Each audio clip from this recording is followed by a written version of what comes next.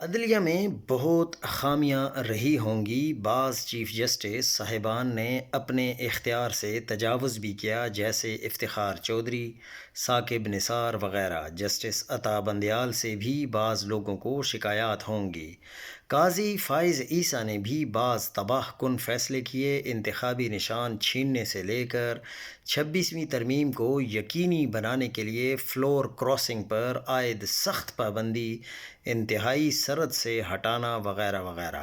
سوال مگر کسی ایک چیف جسٹس یا چند ججوں کا نہیں، سوال یہ ہے کہ پوری عدلیہ کا گلا ہمیشہ کے لیے گھونٹا جا رہا ہے۔ پاکستان میں جوڈیشری مارشل لا دور میں بھی اتنی کمزور نہیں ہوئی جو اب 27ویں ترمیم کے بعد ہو جائے گی۔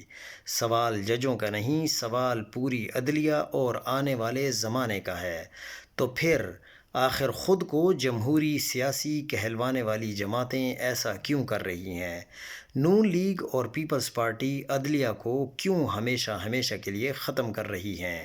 نکتہ یہ بھی سمجھیے کہ ایسا نہیں کہ کسی ایک جج یا عدلیہ کو سزا دی جا رہی ہے۔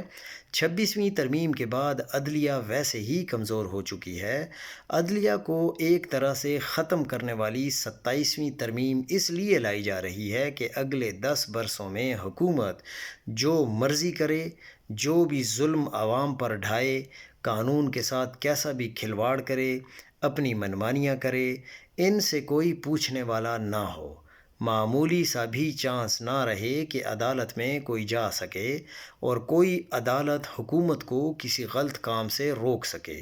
اس لیے پیارے بھائیو، اپنے ذہن کو پوری طرح کلیئر اور یکسو کر لو کہ ایسا کیوں کیا جا رہا ہے، 27ویں ترمیم کیوں آ رہی ہے، یہ سمجھ لو، کلیئر ہو جاؤ، پھر بے شک، بے حسی، کم ہمتی اور لا تعلقی کی چادر اوڑھے پڑے رہو۔